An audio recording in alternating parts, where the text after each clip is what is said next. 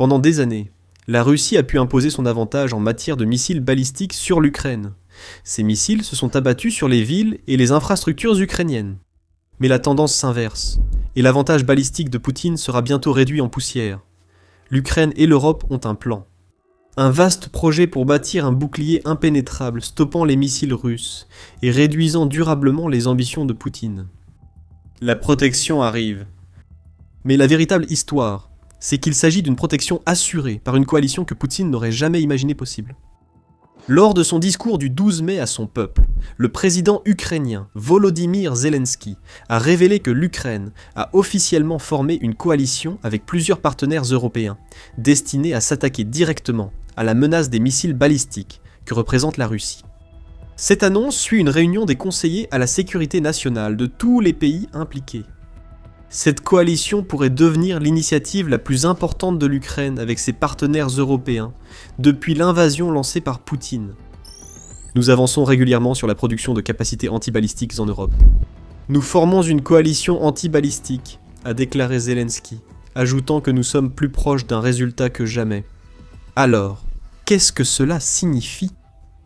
La réunion évoquée par Zelensky s'est tenue à Kiev, rassemblant 13 nations partenaires de l'Ukraine et des représentants du bureau du secrétaire général de l'OTAN.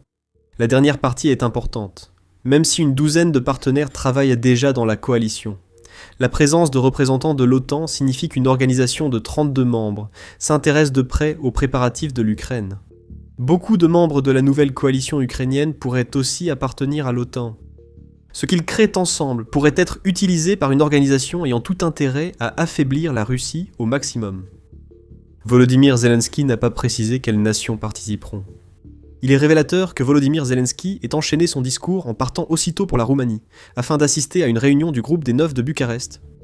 Cette organisation informelle se réunit régulièrement pour discuter du renforcement de la défense de l'Ukraine. La Roumanie en est évidemment membre, tout comme la Lettonie, l'Estonie, la Pologne, la Slovaquie, la Hongrie, la Lituanie, la Bulgarie et la République tchèque. La réunion des 9 visait-elle à permettre à l'Ukraine de poursuivre les discussions sur son projet de défense contre les missiles balistiques ? Peut-être. Zelensky vient d'atterrir en Roumanie lors de la création de cette vidéo, donc nous en saurons peut-être plus quand vous la verrez. Une chose que nous savons avec certitude, c'est que l'Ukraine met en place des partenariats qui semblent viser à créer la prochaine génération de défense aérienne, nécessaire pour le bouclier contre les missiles balistiques, destinés à protéger son territoire, ainsi que celui de toute nation européenne menacée par Poutine. Firepoint, fabricant du tristement célèbre drone hybride Blamingo, mi-missile de croisière, qui a relancé la stratégie de frappe en profondeur de l'Ukraine, est au cœur de nombreux partenariats. Le Kyiv Post indique que l'entreprise collabore avec des industriels européens de la défense pour créer de nouvelles défenses aériennes. Ces nouvelles défenses pourraient tout changer concernant la stratégie russe à longue portée, saturée de missiles.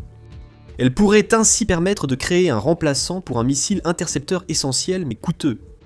Nous ne savons pas grand-chose sur ce sur quoi travaille Firepoint, car l'entreprise souhaite naturellement garder ses travaux aussi secrets que possible, afin de limiter les chances que la Russie développe des contre-mesures à ce qu'elle crée avec ses partenaires. Cependant, l'un des dirigeants de l'entreprise, Denis Stilleman, a confirmé que des travaux sont en cours sur un nouveau système qui devrait être lancé à un moment donné en 2027 selon Reuters. Le but, selon ce dirigeant, est simple. Créer une alternative européenne aux missiles Patriot. Réduire le coût sous $1 million serait une révolution pour la défense aérienne, a déclaré le dirigeant. Nous prévoyons d'intercepter le premier missile balistique fin 2027. Pour situer, les missiles Patriot fabriqués aux États-Unis sont l'un des éléments les plus importants de la défense aérienne multicouche de l'Ukraine, précisément parce qu'ils peuvent intercepter les missiles de croisière et balistiques russes. Un problème des intercepteurs Patriot, c'est qu'ils ruinent les finances des pays acheteurs. Selon la BBC, une seule batterie Patriot coûte environ $1 milliard, et chaque missile lancé par ces batteries a un coût unitaire d'environ $4 millions. L'Ukraine ne peut se permettre ces dépenses, alors que la Russie attaque presque chaque jour avec missiles et drones. Le prix est un problème avec le système Patriot. Un autre problème, que l'Ukraine veut résoudre avec sa nouvelle coalition de défense anti-missiles balistiques, sera abordé plus tard. Les États-Unis pourraient encore jouer un rôle dans la coalition anti-missiles balistiques de l'Ukraine. Dans son discours, Zelensky a indiqué que l'Ukraine se coordonnait avec les États-Unis en matière de défense aérienne. Qu'est-ce que cela signifie ? Zelensky ne l'a pas précisé. Mais il est possible que les États-Unis attendent de voir si Firepoint peut proposer une alternative moins coûteuse aux Patriot. Ce serait déjà précieux. Mais si ce nouveau missile est aussi compatible avec les systèmes Patriot existants, l'Ukraine pourrait devenir un atout majeur en défense aérienne, capable de répondre à bien plus que ses propres besoins. Une chose est sûre, cette coalition a été annoncée au meilleur moment pour l'Ukraine. Selon un rapport du 11 mai de RBC Ukraine, l'Ukraine risque de manquer de missiles intercepteurs Patriot, tandis que la Russie poursuit ses attaques avec des missiles balistiques et de croisière. De nombreux alliés de l'Ukraine hésitent à lui transférer plus de missiles, même si l'Ukraine est prête à les acheter, ce qui aggrave la situation. Il ne reste plus que quelques batteries patriotes en Ukraine, et l'initiative Pearl, permettant aux pays européens d'acheter des armes américaines pour l'Ukraine, ne fournit pas assez pour protéger son espace aérien. Le même média a aussi rapporté que Poutine relance ses menaces nucléaires, tout en annonçant l'expansion des forces stratégiques russes. Lors d'un discours, Poutine a affirmé que la Russie avait été contrainte de réfléchir à la garantie de sa sécurité stratégique après que les États-Unis ont décidé de se retirer du traité sur les missiles antibalistiques. Ce traité vise les États-Unis et la Russie, mais toute déclaration de Poutine laissant entendre qu'il va accroître la menace balistique russe sera forcément une mauvaise nouvelle pour l'Ukraine. Le fait que Poutine ait également mentionné le missile Oreshnik de la Russie, qui est un missile balistique hypersonique utilisé pour la dernière fois contre l'Ukraine en janvier, constitue une autre source d'inquiétude pour l'Ukraine. Poutine a précisé que ce missile peut porter des ogives nucléaires. Cela suffit à rendre l'Ukraine méfiante, nécessitant toutes les défenses possibles face à une version de Poutine de plus en plus instable, ses tentatives de manipulation échouant. Au-delà des menaces et de la rhétorique de la Russie, l'Ukraine et sa coalition antimissile balistique peuvent également jouer un rôle majeur dans le détachement de l'un des aspects les plus importants de la défense aérienne ukrainienne vis-à-vis des États-Unis.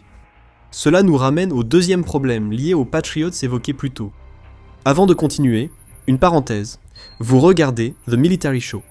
Si vous n'êtes pas encore abonné, c'est le moment idéal pour cliquer sur le bouton afin de ne rien manquer de nos prochaines vidéos. Alors, les Patriots.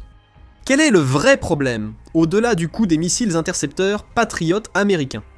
Le problème peut se résumer en 3 mots. Opération Epic Fut. Lorsque les États-Unis ont lancé leur guerre contre l'Iran, ils l'ont fait en sachant que l'Iran allait riposter avec des attaques de drones et de missiles, à la fois contre les navires de guerre américains stationnés dans la région du Golfe Persique et contre ses voisins du Golfe. C'est précisément ce que l'Iran a fait. Les Patriots étaient la principale défense aérienne américaine contre la menace iranienne. Selon The Independent, le Foreign Policy Research Institute basé en Pennsylvanie affirme que les États-Unis, à eux seuls, ont utilisé environ 325 missiles intercepteurs Patriot au cours des 96 premières heures de l'opération Epic Fury. En ajoutant les nations du Golfe qui se défendent, le total augmente fortement. 943 missiles Patriot tirés en 4 jours. Encore plus de missiles Patriot ont été utilisés après les premiers jours de l'opération, ce qui pose un gros problème à l'Ukraine. Si les États-Unis épuisent leur stock de missiles Patriot, l'Ukraine ne pourra plus en obtenir, alors qu'ils sont vitaux pour sa défense aérienne. Zelensky a déjà souligné que la production constitue un sérieux goulet d'étranglement. Le président ukrainien affirme que les États-Unis produisent entre 60 et 65 missiles Patriot par mois, ce qui représente un maximum de 780 par an, si les chiffres de Zelensky sont exacts. Zelensky déclare aussi que 803 missiles Patriot ont été utilisés le premier jour de l'opération Epic Fury. Peu importe qui a raison entre le président ukrainien et le Foreign Policy Research Institute, l'essentiel est qu'en quelques jours, plus d'1 an de production de missiles Patriot a été utilisé. Le rapport de l'Independent indique que les États-Unis avaient déjà transféré de nombreux missiles Patriot au Moyen-Orient, au Wingmars. D'où venaient ces missiles? Principalement des bases américaines en Europe qui comptaient sur eux pour renforcer leur défense aérienne. Il devient plus clair que les nations européennes hésitent à envoyer plus de missiles Patriot à l'Ukraine. Ils ont déjà perdu de nombreux missiles de leur stock, bien qu'ils appartiennent aux États-Unis, et ne peuvent pas s'affaiblir davantage en aidant l'Ukraine. Ainsi, cette situation explique pourquoi l'Ukraine a réuni 13 partenaires européens dans sa coalition antimissile balistique, et pourquoi Firepoint collabore avec des entreprises européennes pour créer une alternative aux Patriots. L'Europe souhaite s'affranchir de la dépendance aux défenses aériennes américaines, comme l'Ukraine. Cela annonce de mauvaises nouvelles pour Poutine. Il ne semble pas que la pénurie de missiles Patriot va se résoudre de sitôt. Le gouvernement américain a attribué à Lockheed Martin, fabricant des intercepteurs Patriot, un contrat préliminaire de 4,7 milliards de dollars pour en produire plus. Mais cela ne représente que 1175 missiles à construire, en supposant que le prix de 4 millions de dollars rapporté par la BBC soit exact. Même si Lockheed Martin fabrique ces missiles en un an, cela ne résoudra pas la pénurie actuelle et servira surtout à réapprovisionner les États-Unis, avec peut-être quelques missiles en plus pour d'autres. Les États-Unis reportent aussi la livraison des systèmes Patriot et missiles promis à leurs partenaires. Le 13 mai, les États-Unis ont annoncé à la Suisse un nouveau retard de livraison des systèmes Patriot à cause de la guerre en Iran. La Suisse a commandé ces systèmes en 2022, en s'attendant à ce qu'ils soient livrés entre 2026 et 2028. Ce calendrier avait déjà pris 4 ou 5 ans de retard à cause de la guerre en Ukraine, rapporte Al Arabiya English, et il est à nouveau repoussé, car les États-Unis veulent garder un maximum de matériel Patriot pour soutenir l'opération Epic Fury et la reconstruction qui suivra. Le gouvernement suisse affirme que les États-Unis réclament plus d'argent pour les systèmes Patriot qu'à la signature de l'accord en 2022. La décision américaine a poussé la Suisse à chercher d'autres fournisseurs, avec des systèmes développés par la Corée du Sud, la France, l'Allemagne et Israël qui sont actuellement à l'étude. Il se pourrait bien que la Suisse finisse par devenir membre de la nouvelle coalition menée par l'Ukraine, à supposer qu'elle ne le soit pas déjà. L'Ukraine et plusieurs partenaires européens ne peuvent plus compter sur un approvisionnement régulier en systèmes Patriot et missiles. Une alternative était nécessaire, et c'est précisément ce que la nouvelle coalition de 13 pays semble prête à offrir. Voici ce que cela implique pour l'avenir en Ukraine et en Europe. Poutine va être furieux. Il n'est sans doute pas anodin que la rhétorique sur le nucléaire et les missiles balistiques s'intensifie alors que l'Ukraine annonce sa nouvelle coalition. Poutine doit désormais affronter 13 nations qui agissent aux côtés de l'Ukraine pour contrer la menace dont il se sert pour intimider et soumettre ses adversaires. Ne vous trompez pas, la Russie représente une menace majeure en matière de missiles balistiques. Selon Arms Control Association, la Russie possède d'énormes stocks de 19 types différents de missiles balistiques dont certains ont déjà frappé le territoire ukrainien. L'usage d'Oreshnik par la Russie a déjà été mentionné, et ces missiles Iskander sont trop fréquents dans le ciel ukrainien. Certains de ces missiles balistiques peuvent atteindre 18 000 km, selon l'association, les rendant menaçants pour presque n'importe quel pays qui se mettrait la Russie à dos. La Russie le sait, et mise sur la menace de son arsenal. En juin 2025, le Kiev Independent a indiqué que la production de missiles balistiques russes avait augmenté de 66% en un an, probablement pour permettre à la Russie de poursuivre ses attaques contre l'Ukraine. À ce moment-là, le renseignement militaire ukrainien a indiqué que la Russie fabriquait entre 60 et 70 missiles Iskander-M par mois, ainsi qu'entre 10 et 15 missiles hypersoniques, Kinjal par mois. Les valeurs les plus basses de ces chiffres entraînent une hausse de 66%. En prenant les plus hauts chiffres, la Russie a en fait accru sa production de missiles balistiques d'environ 89%. La Russie construit également de nouveaux types de missiles balistiques en permanence, du moins c'est ce qu'elle affirme. Le 13 mai, l'Indépendant a rapporté que la Russie dit avoir testé avec succès un nouveau missile balistique intercontinental à capacité nucléaire, que Moscou prévoit de mettre en service d'ici fin 2026. Le commandant des forces de missiles stratégiques russes, Sergueï Karakayev, a informé Poutine du succès du test d'un missile Sarmat effectué la veille du rapport de l'Indépendant. Il faut rester prudent. La Russie pourrait simplement prétendre avoir réussi ce test. Mais cette affirmation vient d'un proche qui dit à Poutine ce qu'il veut entendre, car cela l'arrange. Cela ne change toutefois pas le fait que la menace des missiles balistiques russes joue un rôle énorme dans la posture de puissance de Poutine à travers toute l'Europe. La coalition formée par l'Ukraine avec 13 pays pour contrer cette menace est une provocation directe envers Poutine. Le président russe ne sera pas satisfait de la portée symbolique de cette coalition.